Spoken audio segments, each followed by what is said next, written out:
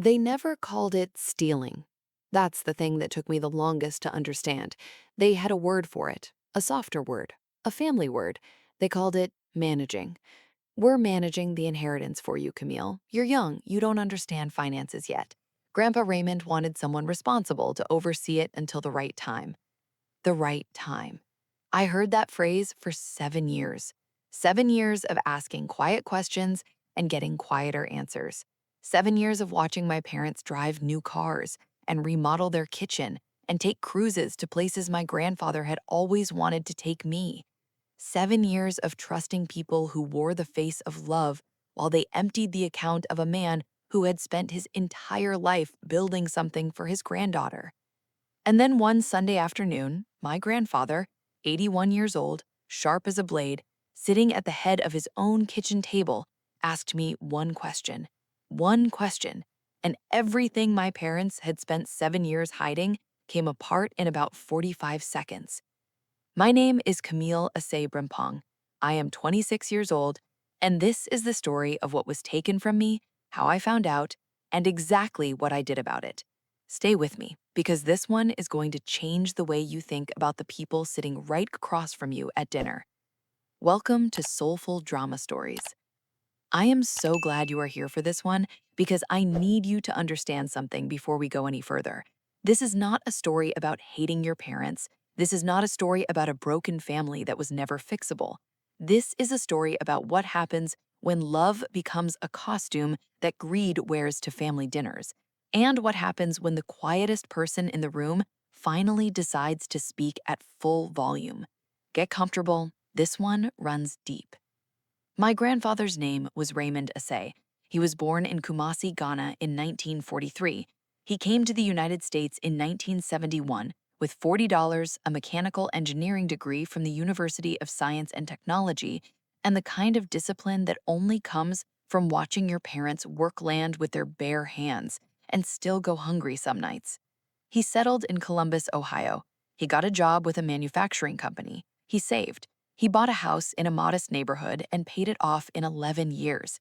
He opened a small appliance repair shop on weekends that became, over 2 decades, a 3-location business that employed 14 people. He was not flashy. He drove the same Buick for 16 years. He packed his lunch every day. He wore the same style of brown leather watch his entire adult life, not because he couldn't afford another one, but because it worked. And to Grandpa Raymond, something that worked was something that deserved loyalty. He was the most extraordinary person I have ever known. He also loved me in a way that was specific and deliberate, the kind of love that pays attention. He noticed things about me that nobody else in my family ever thought to look for. He noticed that I read financial news at 14 when my friends were reading magazines. He noticed that I kept a little notebook where I tracked household expenses after I'd gotten curious about where the grocery money went each week. He used to say, "Camille, you have the mind of an engineer and the patience of a farmer. You are going to build something that lasts." He meant it, and he backed it with action. When I was 17, my grandfather sat me down at that kitchen table, the same one, the dark oak one with the scratch on the left corner that came from a moving accident in 1987, and he told me about the trust. He had been building it for years, a dedicated account, structured as a trust to be released to me at age 25, designed to give me a foundation, a real one, not a handout. He was very clear about that. A foundation, something to build from. He told me, "I'm not giving you a life, I'm giving you a floor. What you build above it is entirely yours." The trust contained $240,000. He had spent 30 years building that number. He told my parents about it. He was transparent the way he was about everything. He asked my father, his son-in-law, a man named Douglas Pritchard, to serve as trustee until I turned 25, since Raymond's health was beginning to require more attention. He trusted Douglas because Douglas was a CPA, because Douglas wore responsible like a tailored suit, because Douglas had, over 22 years, been exactly the kind of son-in-law you'd trust with something precious. My mother, Vivian Osei Pritchard, 49, was Grandpa Raymond's only daughter. She was warm and beautiful and socially gifted in that particular way that makes rooms open up for you when you walk in.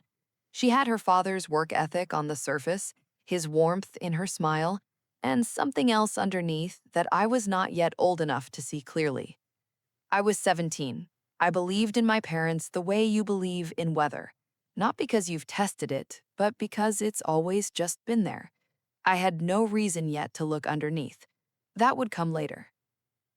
My childhood was comfortable. Columbus suburb, good school district, a house with a finished basement and a tire swing in the backyard that nobody used after I turned 12.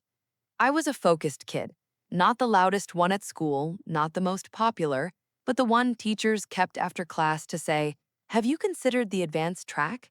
The one who finished exams early and then sat quietly rechecking her work because thoroughness felt important, even when nobody was grading it.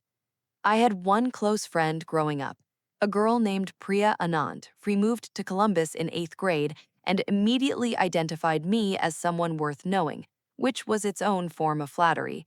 We stayed close through high school, through different colleges, through the specific adult drift that tests whether a friendship is real. It was real. She is important to this story. Remember her name. I went to Ohio State. I studied finance with a minor in data analytics. I was not the student who partied through midterms. I was the one in the library at 9 p.m. on a Friday, building spreadsheet models for fun. My professors had a specific word for me. One of them, Professor Alan Whitmore, who ran the Advanced Investments seminar, called me disciplined to the point of being quietly dangerous. He meant it as a compliment. He was right. He just didn't know yet what the danger was pointed at. I graduated at 22. I came home to Columbus and got a job at a regional financial services firm called Hargrove and Associates. Entry level, pure number work, the kind that builds the foundation of a real financial mind if you pay attention. I paid attention. I also, at 22, asked my father for the first time about the trust. "Oh, sweetheart," he said. He was in the kitchen, barely looking up from his laptop. "It's growing beautifully. We're managing it carefully. You've got 3 more years. Don't worry about it." Don't worry about it. I filed that away. Here is what I knew professionally by the time I was 23. I knew what trust accounts worked. I knew what a trustee's fiduciary obligations were. I knew the difference between conservative management and outright mismanagement. I knew what healthy account growth looked like and what it looked like when money had been moved. I also knew my parents had spent $34,000 on a kitchen renovation the previous spring, new quartz countertops, professional-grade appliances, custom cabinetry. My mother had sent me photos with pride. I had admired the photos. I had also quietly done the math on what their combined income should have supported versus what their spending pattern actually showed. The numbers didn't settle comfortably. I asked my father again about the trust when I was 23 and a half. Specific question this time, a precise one. "Dad, can I see a current statement, just for my own records? I'm learning about trust structures at work, and I'd like to see how mine is set up as a real-world example." He smiled, easy, practiced. "I don't have the physical statement handy, but I'll get you something. Numbers are solid, don't stress." Something that would take me 3 more years to fully understand landed in my chest that afternoon. Soft, like a key turning in a lock you didn't know was there. He never sent the statement. 3 weeks later, I asked again. He said he'd been busy. My mother, in the background, said, "Camille, your father is handling it. Why don't you trust the people who love you?" Trust the people who love you. I wrote that in my notebook that night. Not with any specific plan. I just wrote it down because something in me had started keeping track. The second crack happened at Christmas when I was 24. My parents had a new car. My mother's, a silver SUV with all the features, heated seats, panoramic roof, the kind of car you lease when you want people to register success when you pull into a parking lot. My father had also, quietly, added a sunroom to the back of the house. I noticed it immediately when I pulled into the driveway, a glass and white-framed addition that caught the winter light and looked expensive because it was. I am not a suspicious person by nature. I want to be clear about that. I do not walk around looking for evidence of wrongdoing in the people I love. What I am by nature and by training is someone who notices when numbers don't reconcile. And the numbers in my parents' life had stopped reconciling with their income around the time my grandfather's trust had been handed over for management. That Christmas afternoon, I went for a walk with my grandfather. He was 79 then, moving more slowly, but his mind was still the sharpest thing in any room. We walked 2 blocks to a park he'd been going to for 40 years, sat on a bench in the pale December cold, and he asked me how the trust was coming along. I said, "Good, I think. Dad manages it." My grandfather looked at me with an expression I didn't have the full context to read yet. He said, "How much have they told you?" I said, "Not much. I've asked a couple of times. They always say it's growing well." He nodded slowly. He looked at the bare trees for a moment, and then he said, "When you turn 25, Camille, you ask them for a full accounting, every disbursement, every statement, every year. You ask them to show you everything. Will you do that for me?" "Of course," I said. "Is something wrong?" He smiled, but the smile had something underneath it that I was too young and too trusting then to press. "Just make sure you see the full picture," he said. "Your grandfather didn't build that for anything other than you." We walked back. My mother made cocoa, we opened gifts. My grandfather sat in his chair and watched the room with those careful eyes. And I watched him, and something passed between us that neither of us put into words. I started building my own file that January. Right here, right now, I want to say something to you directly. If you are watching this and there is something in your gut that has been whispering that a number doesn't add up, that an explanation felt too easy, that the people who love you have been a little too comfortable telling you not to worry, trust that feeling. That feeling is not paranoia. That feeling is intelligence trying to protect you. This is Soulful Drama Stories. If this is hitting something real for you, please subscribe right now and hit that notification bell. We are a community built for people who trust their instincts and follow the truth wherever it goes. Leave a comment below. Have you ever had a feeling about someone you loved that you tried to talk yourself out of? Tell me. I read every single one. Now, let's get back to Camille. My 25th birthday was in March. 3 weeks before it, I did something methodical and quiet and important. I requested through Ohio's online public record system every available document connected to the Osei Raymond Family Trust. Because here is something most people don't know. Certain trust documents, particularly those with named individual trustees who hold fiduciary responsibility over accounts above specific thresholds, generate court-adjacent records that are searchable. I also contacted a probate attorney named Diane Achebe, 44 years old, originally from Akron, one of the sharpest trust and estate lawyers in Columbus, through a professional referral from a colleague at Hargrove. I told her I was a beneficiary of a family trust approaching maturity and I wanted to understand my rights. She told me very calmly and very clearly everything I needed to know. Then I went to my parents' house for my birthday dinner. My mother had made my favorite, jollof rice with fried plantain and chicken, the recipe from Grandpa Raymond's mother, the one that meant celebration in our family. The table was set beautifully. There were flowers, there was a cake with real buttercream frosting. My parents were warm and present and generous. And for a moment, sitting at that table, I let myself want to be wrong about everything. After dinner, after the cake, my father leaned back in his chair with the particular posture of a man who was about to deliver good news and said, "Well, sweetheart, the big day, 25. Ready to talk about your future?" "I'm ready," I said. "Can I see the full trust accounting, every year's statement, every transaction, the current balance?" The air in the room changed. Not dramatically, not like a door slamming, more like a pressure shift, the kind you feel before a storm, when something invisible realigns itself. My father's posture adjusted. My mother picked up her wine glass. "Sweetheart," my mother said, "the trust had some management costs over the years. That's completely normal for a properly administered trust. Your father has been doing a lot of work." I'd like to see the documents, I said. Steady, quiet. Specifically, the disbursement records and the current balance. My father looked at my mother. Something passed between them that they believed was invisible. The current balance, he said slowly, is somewhere around. He paused. A pause that lasted about 2 seconds too long for a man who was genuinely managing a trust carefully. Around $60,000. 60,000 from 240 in 7 years of supposed conservative management in a period where the S&P 500 had more than doubled. I did not react. I had trained myself not to react.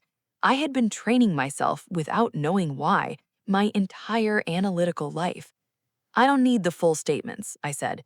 All 7 years. I'll need them by the end of the month. I drove home. I sat in my parking lot for 11 minutes. Then I called Priya. I was right, I said when she picked up. How bad? She said. I don't know the full number yet, but I know it's bad. She was quiet for a moment. Then she said, Tell me what you need. That is what real friendship sounds like.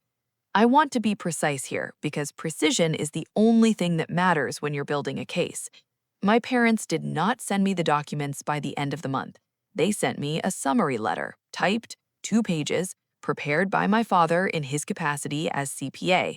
It showed a net balance of $62,000, attributed the decrease to market adjustments, administrative costs, and a short-term loan issued from the trust for a family emergency in 2021 that was in the process of being repaid. A loan from my trust to themselves without my knowledge or consent. I took the summary letter to Diane Achebe. I sat across from her desk on a Wednesday morning, and she read it twice and then looked at me over her reading glasses. A trustee cannot self-deal. Issuing a loan from a trust to the trustee or the trustee's family is a breach of fiduciary duty under Ohio law. Full stop. Do you have the original trust documents? I have them from my grandfather, I said. He's the one who set it up. You need to get them from him, and you need to authorize me to begin a formal review. I drove to my grandfather's house that Saturday. Raymond Osei was 81 years old and still living in the house he'd owned since 1979. Same dark oak kitchen table, same brown leather watch. He opened the door when I knocked and looked at my face with those sharp, clear eyes. And he didn't say hello. He said, Come in, I'll put the kettle on. We sat at the table. I told him everything. I told him about the $62,000, about the loan, about the market performance gap that should have, by any conservative estimate, put the trust closer to $380,000 at maturity rather than 62. My grandfather's face did not crumble. It went still, the way a man's face goes still when he hears something he has been afraid he would hear. He got up, he went to the closet in the hallway, the one with the shoe rack and the old coats, and from the top shelf he pulled down a metal lockbox I had seen my whole childhood but never thought much about. He set it on the table and opened it and took out a folder. The original trust documents, clean, organized, dated. He slid them across the table to me. I need to ask you something, he said, and I need you to answer me honestly. Always, I said. He looked at me with the full weight of 81 years of a carefully built life. Do you have enough to take this to someone who can hold them accountable? I already have a lawyer, I said, and I have a meeting with her Monday morning. My grandfather's eyes went bright in this specific way of a person who has been worried about something alone for a long time and is suddenly not alone anymore. Good girl, he said softly. Then he said the one question. The question that I'm going to tell you about right now, and I need you to understand that it was not a dramatic question. It was a quiet one. The kind that holds more power in 7 words than most people put in paragraphs. He folded his hands on the table and said, Camille, how much do they think you know? I looked at my grandfather. Not enough, I said. He nodded slowly. Then let's keep it that way a little longer. Many hook right here, because what my grandfather said next in that kitchen changed the entire strategy. It changed what I was about to do, and it is the reason that when the moment came, in front of everyone who needed to be in that room, my parents had absolutely nowhere to go. Stay with me. Here is what I did not do. I did not call my parents screaming. I did not post anything on social media. I did not send an emotional message at midnight. I did not give them any signal whatsoever that what I knew had changed. Because my grandfather had been right. The gap between what they thought I knew and what I actually knew was my entire advantage. The moment I revealed it, that advantage was gone. So instead, I worked.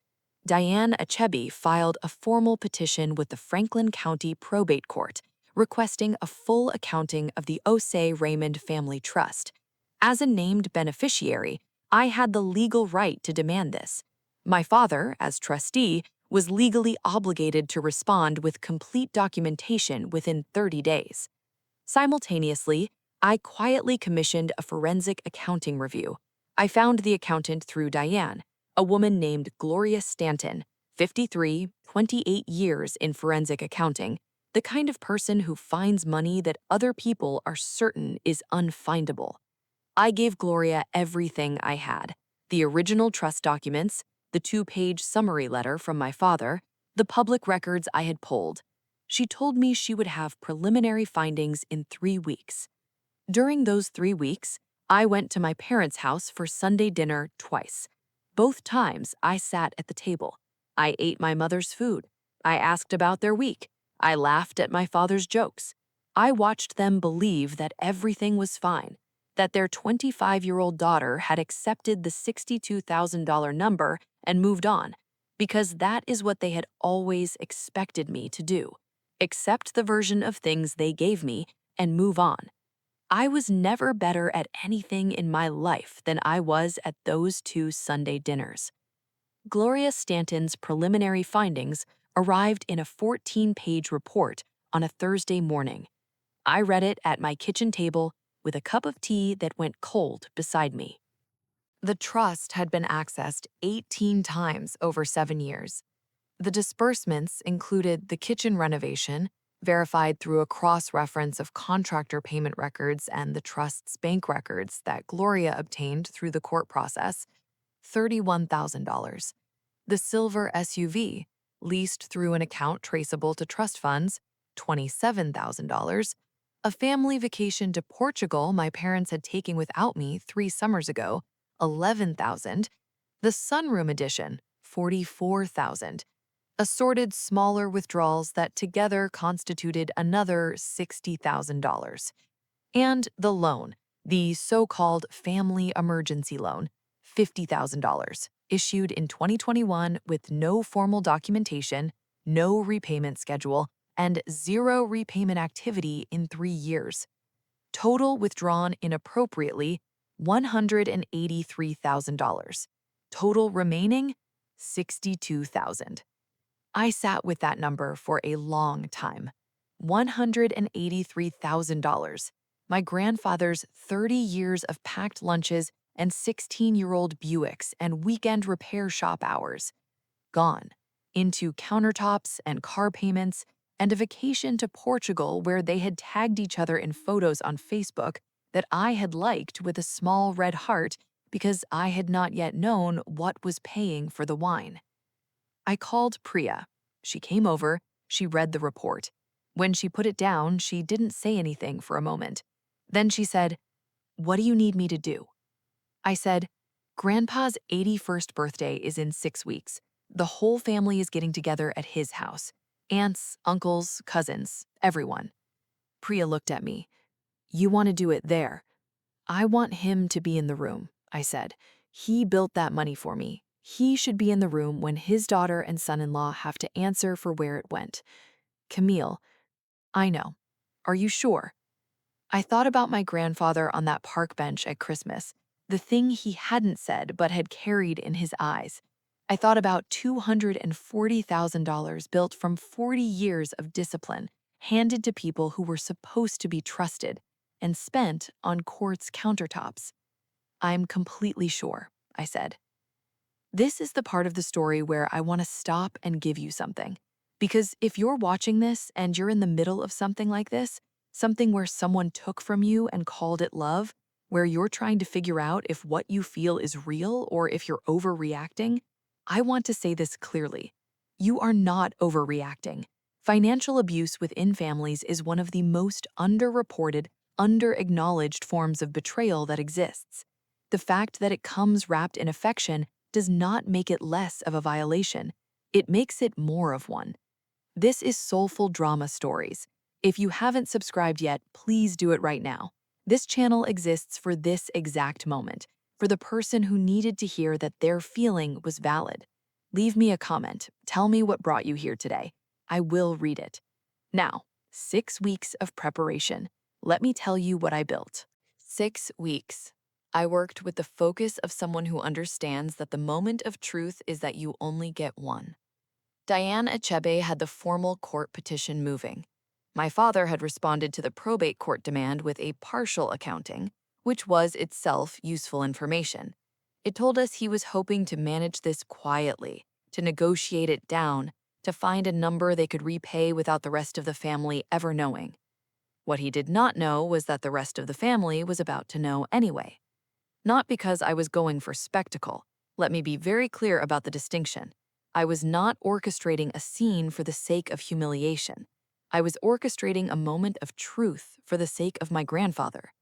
Raymond Osei had built something real and trusted the wrong people, and was 81 years old and deserved to see the truth come to light while he was still sharp enough to watch it land.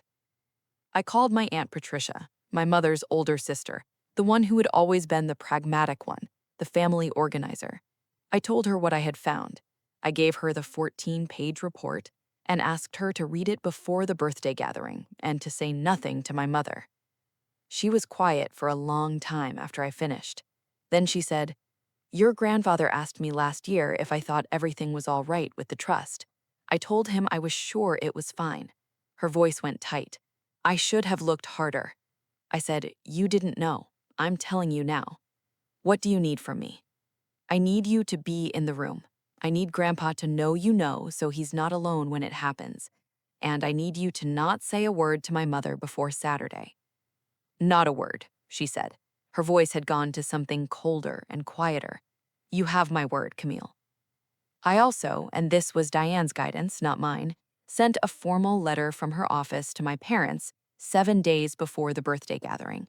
It notified them that the probate court petition was proceeding and that a forensic accounting review had been completed with findings that would be submitted to the court the following Monday.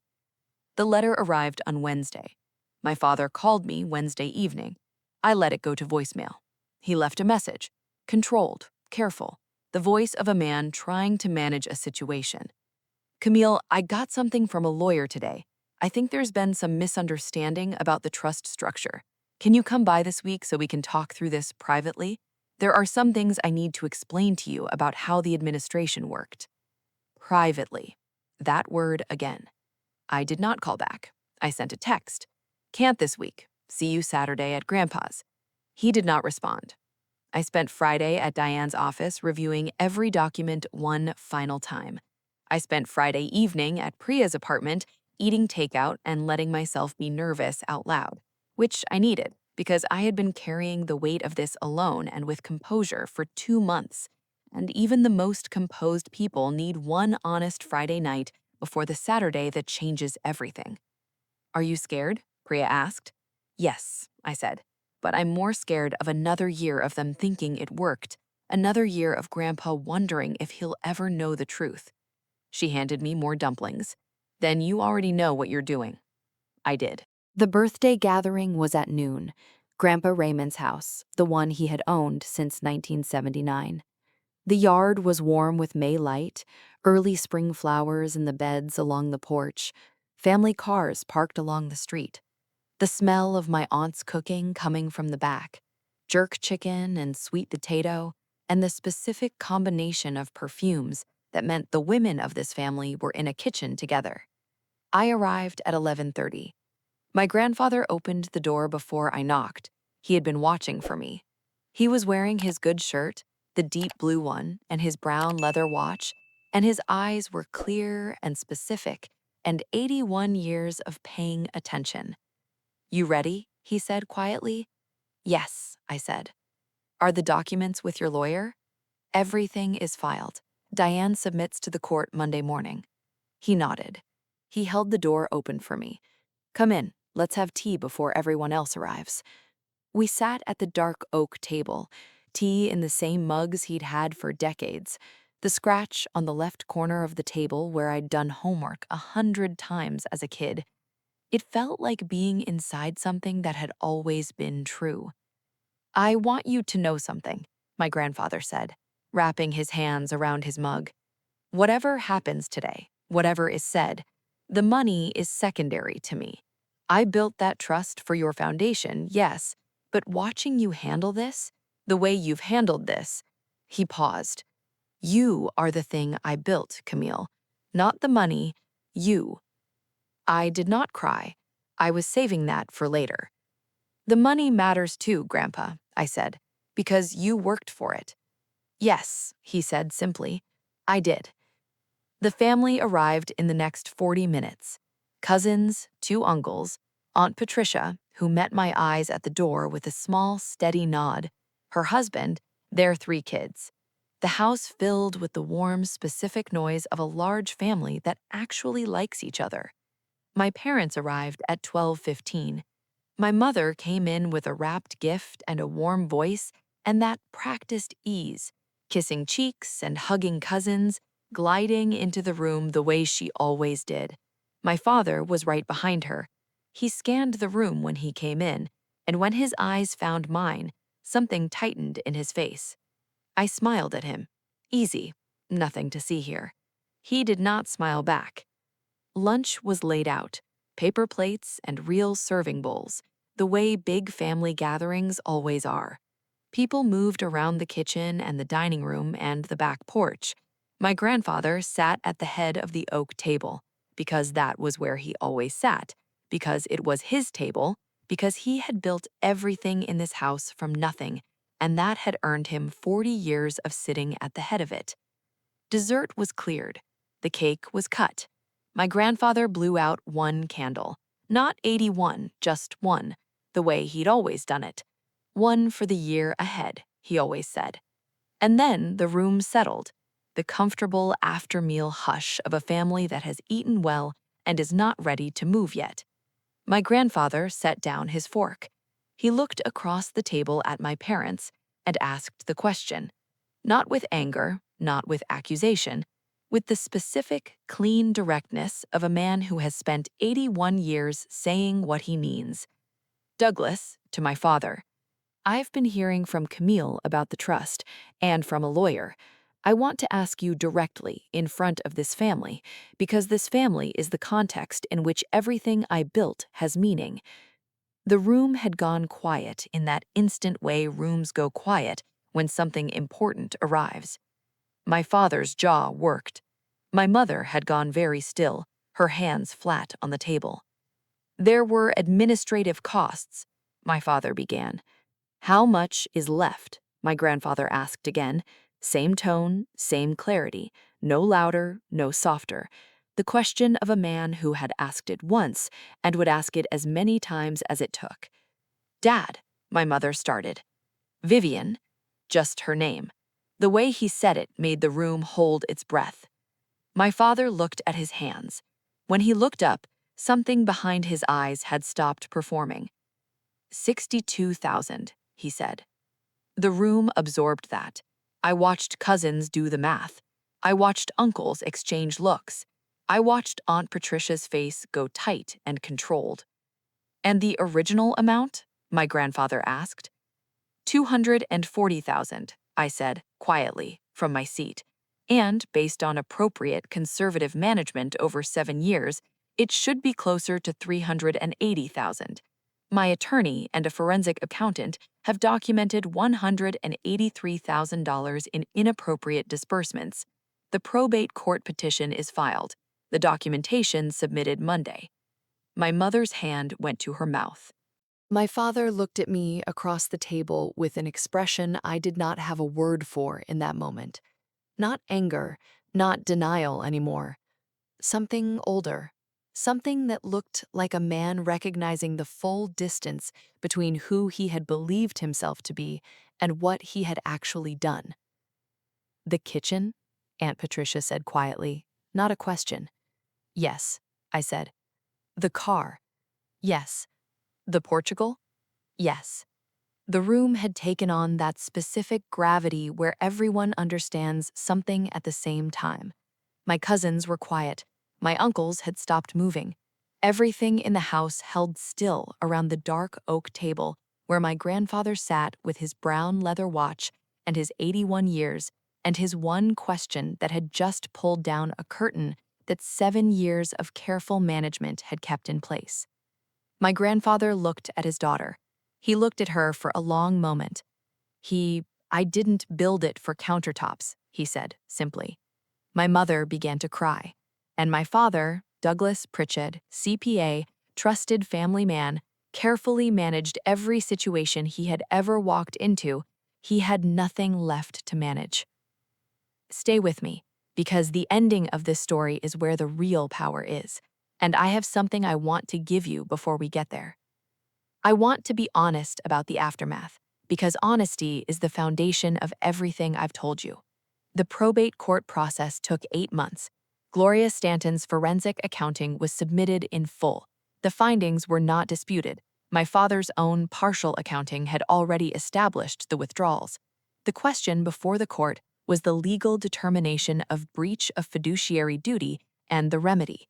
The court found breach, full stop. Douglas Pritchard was removed as trustee immediately upon filing. He was ordered to provide full restitution of the misappropriated funds, $183,000, within 18 months through a structured payment plan, with interest because the court included the lost investment growth in the calculation of harm.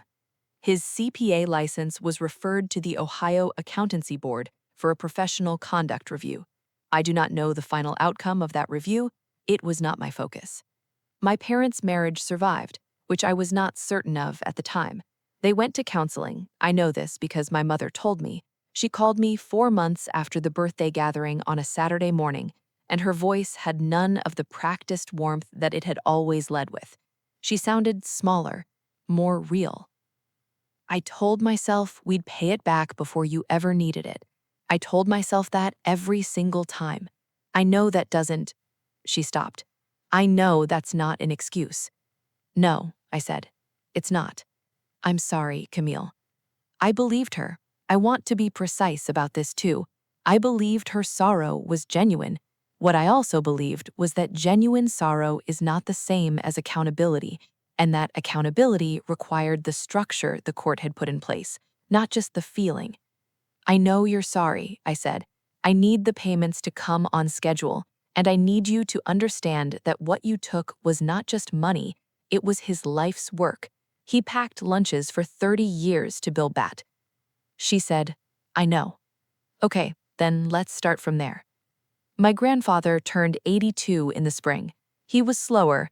The winter had taken something, the way winters take things from people who have lived long enough to collect all 4 seasons a full count of times. But his eyes were still clear. He still made tea in the same mugs. He still sat at the head of the oak table. I visited every Sunday. One afternoon in April, I brought him a document, printed, clean, organized. It was a summary of the court outcome and the restitution structure. I had also included a second page, a projection of the rebuilt trust value over 10 years, assuming the restitution payments arrived on schedule and were managed conservatively from this point. He read it slowly, both pages. When he finished, he set it on the table and looked at me over his reading glasses. He'd had to start wearing reading glasses that year, which he was deeply put out about. And he said, "This is good work, Camille. I learned from you. You built something real. I protected it. That's what you do with things that are worth protecting." He was quiet for a moment. He looked at the document. He looked at me. "I'm going to tell you something I probably should have said earlier," he said. "I suspected for a few years that something wasn't right. I didn't press because I told myself that Vivian would make it right, that Douglas would make it right, that the people I trusted would be who I believed they were. He paused. That was my error. Grandpa, let me finish. He looked at me steadily. My error was trusting a system instead of trusting the person I built it for. You are the one I built it for. I should have asked you the question years earlier. The question, how much do they think you know? If you had, I said carefully, I don't think I would have been ready. I needed the years I had to know enough to do something real with the answer. He considered that. Then he gave me the smallest, clearest smile. Well then, good timing all around. I want to tell you where I am now, because this story does not end at the oak table.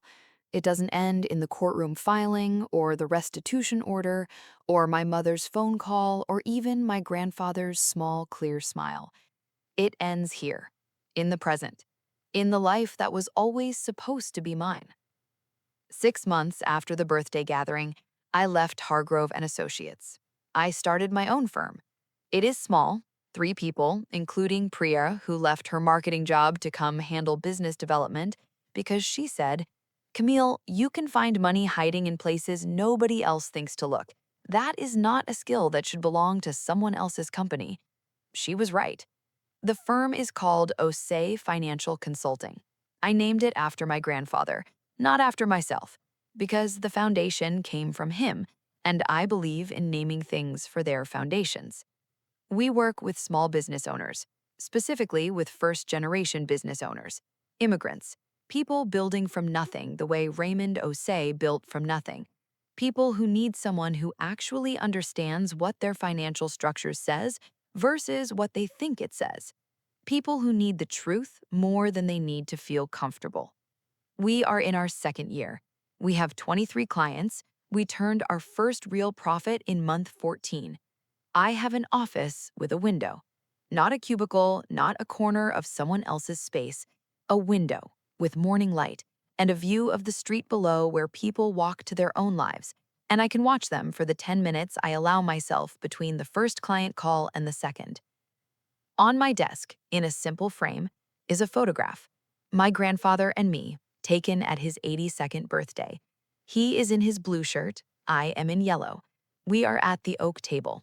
His hand is on top of mine, the way he's always held my hand, with full attention, the way people hold things they know are valuable. Under the photo, in small print, are the words I wrote myself. The floor he built, the building is mine. My grandfather is 82. His health requires more attention now. I drive to his house every Sunday. Sometimes I bring food, sometimes I bring documents to walk through together, because he still likes to understand what I'm working on, and I still like having him in the room when I think. The trust restitution payments are coming on schedule. The rebuilt account is invested conservatively and cleanly. By the time it reaches the balance it was always supposed to reach, I won't need it for survival. I will be too far along by then for that. But I will have it. I will put it somewhere intentional and specific, the way he built it. Something real, something lasting, something I can point to one day and say, this is what he made. This is what I protected. This is what it means to build for someone you actually love. I have been thinking, in the months since everything came to light, about what the hardest part actually was. It was not the investigation. It was not the courtroom filing. It was not sitting across the dining room table with my parents, with full knowledge of what they had done, and eating my mother's food and laughing at my father's jokes while I waited for the right moment. The hardest part was the love. Because I love my parents. I want to say that clearly and without softening it or hedging it or tucking it away somewhere comfortable. I love them. The betrayal was real, and so is the love. And the truth about family is that those two things can exist at the same time, in the same chest, taking up the same space. What I know now is that love without accountability is just attachment. And I am done being attached to a version of my family that required me to be small, to not ask questions, to accept the $62,000 answer and smile and be grateful. I asked the questions. I built the case. I sat at the table I was always supposed to sit at. Not near the kitchen, not out of anyone's way. The center table. The one my grandfather set for me 30 years before I was born. Every time he packed his lunch and said, "Not today. This is for something real." And here is what I want to leave you with. This is the value of this whole story. The people who take from you are counting on one thing above everything else, that you will not look too closely. They count on you being too trusting, too loving, too afraid of the conversation, too young, too uncertain of what you're seeing.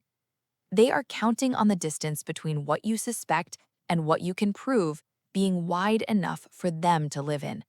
Close the distance, not with rage, not with the impulse of a single bad night, with patience, with documentation, with the kind of methodical, careful truth-finding that makes what you bring into the room impossible to argue with.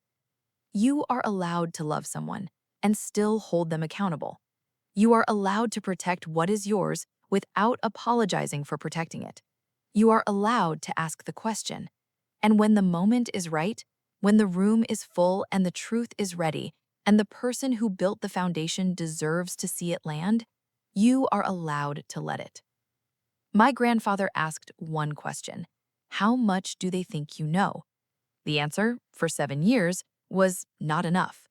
The answer on a Saturday in May at an oak table with the whole family in the room was everything. And everything, it turns out, is exactly what was needed. Thank you for staying all the way through this story. If something in Camille's story landed somewhere real for you, if you've been the one who was supposed to just trust someone, the one who was told not to worry, the one who smiled at the dinner table while something in your gut kept sending up signals you were trying to talk yourself out of, leave me a comment right now. Tell me your version of the question that changed everything. This is Soulful Drama Stories. We are a community built for the people who do the quiet work, who follow the truth all the way to the end, and who understand that the most powerful thing you can bring into a room is not anger, it's proof. If you are not subscribed yet, please do it right now and turn on the notification bell. We have more stories coming, and every single one is built for the person who needed to hear it at exactly the right moment. You didn't just watch a story today. You watched someone protect what was always hers. Now go protect what's always been yours. See you in the next one.